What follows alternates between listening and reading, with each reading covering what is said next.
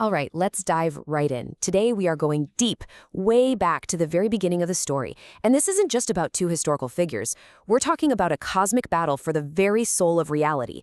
We're going to get into the mystical sources to understand how an ancient pollution was ultimately overcome. Everything, and I mean everything, hinges on this one chilling line from the Zohar. See, this isn't a simple story about a talking snake and an apple. This is about a cosmic event, a spiritual injection of something the mystics call Zohama. Think of it like a venom, a kind of spiritual pollution that fundamentally rewrote the human operating system. This single act sets the stage for, well, for all of history. So to really get what happened here, you kind of have to shift your perspective.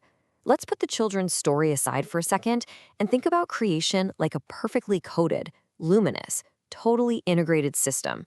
The Garden of Eden, it wasn't just a physical place. It was a state of being, a pristine architecture where the divine flow was totally direct, totally unfiltered. And into this perfect system came the very first and most catastrophic security breach. So first up, let's really unpack this primordial system breach. Before this corruption, you have to imagine a reality that was just bathed in what the sages call Sabbath holiness. It was a world of perfect harmony, of unfiltered divine energy. There was no death, no hiding, no feeling of distance from the Creator. That was the original design, a flawless program running exactly as intended. Now, picture this. The serpent's arrival, it's not some loud, obvious invasion. It's a silent infiltration. The sources are clear. This isn't just some animal. This is the Yetzer Hara, the primordial force of evil itself. It just slips into the garden, a shadow moving through pure light.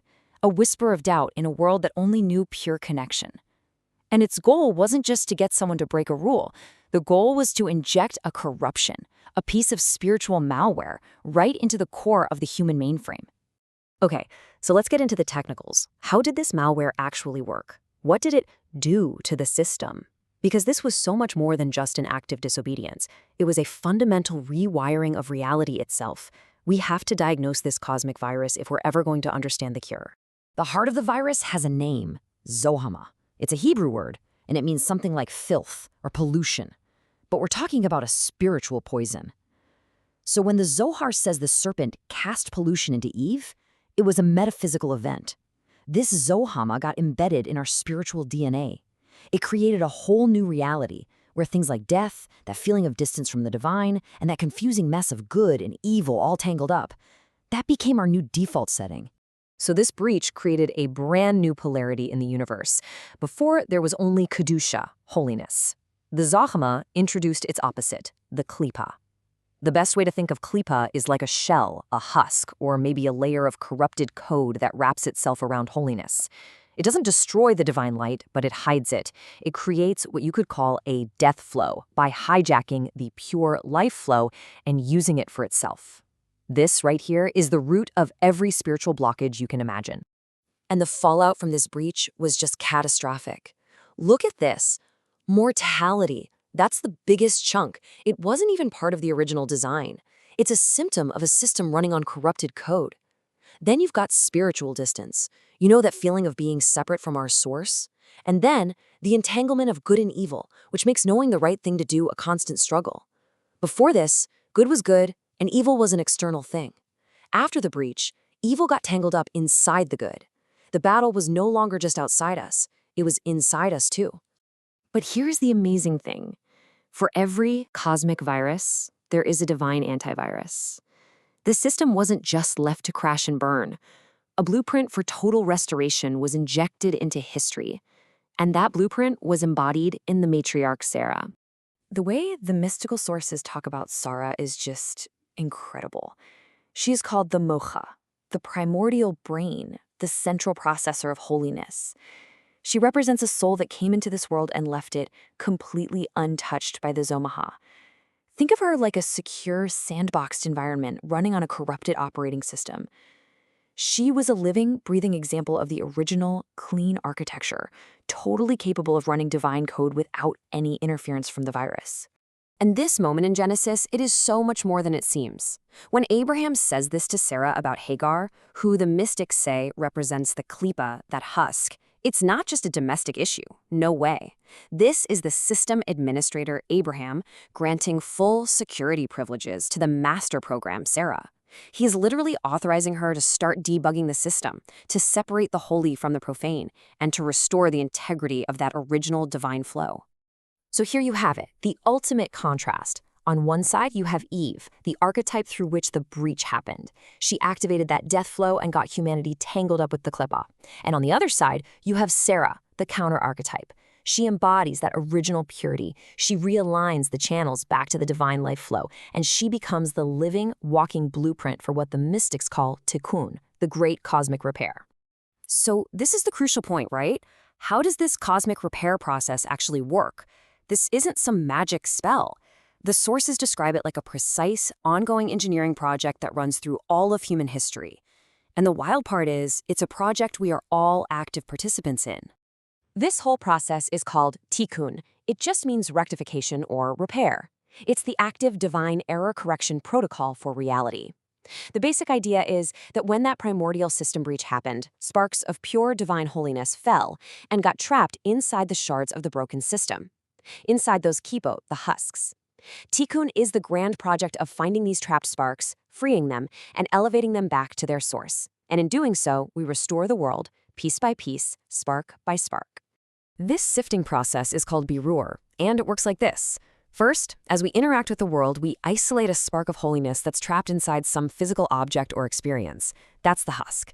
Second, through a righteous action, it could be eating with the right intention, doing business honestly, anything, we extract that spark. We literally break the Klipah's hold on it. Third, that action elevates the spark, sending it back to its divine root. And finally, and this is so key, this process actually weakens the husk itself. You see, the Klipah only has life because it's feeding on these trapped sparks. Once the spark is gone, the husk starts to wither and fade away. Okay, let's put this in video game mode to make it super clear. Imagine the universe is this epic open-world game, but the main level got corrupted by the Serpent virus. Eve was the first player character to get infected, and that spread the glitch everywhere. Then, a legendary hero, Sarah, enters the game. She's got this divine aura shield, so she's immune to the virus.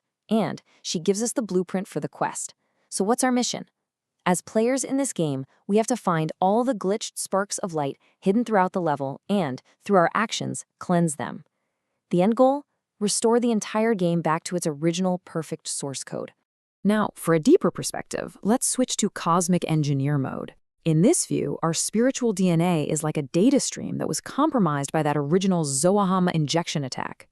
History itself is just the runtime environment for a divine error correction protocol called Tikkun. So every time we perform a righteous action, we are essentially running a debugger on a corrupted packet of data, purifying it and sending it back to the source. The ultimate engineering goal? To fully patch the system and reestablish a secure, uncorrupted, high-bandwidth connection to the divine mainframe. Now, I know this all sounds vast and cosmic, and it is, but the entire project, the whole thing, comes down to you, to the individual. This isn't just some ancient story or a complex mystical idea. The entire reboot of reality actually hinges on our choices, every single day. You are on the front lines of this cosmic repair project. The biggest takeaway here is this: there are no neutral actions. It's just not a thing. Every choice we make, every single word we speak, it's a cosmic choice. We are either feeding and reinforcing the Klipah, basically strengthening the malware, or we are actively executing Tikkun, we're running the fix. You have to see yourself as a coder in the grand project of creation. Every thought you think, every word you say, every action you take is a line of code that you are writing into the fabric of reality. There is no middle ground. You are either perpetuating the original system breach, or you are executing the divine repair protocol, line by line, spark by spark. So the question that this entire epic drama leaves us with is a really personal one. Just look at your life, your choices, your intentions. Which code are you running today? Are you debugging reality, or are you contributing to the glitch? The power and the responsibility is all ours. Thank you for joining us for this complete journey through the Pardes. We hope these ancient truths help you and your family improve your own dimensions this week. If you enjoyed this full chapter deep dive, please like, subscribe, and share which part of the journey touched your soul in the comments. We'll see you in the next chapter.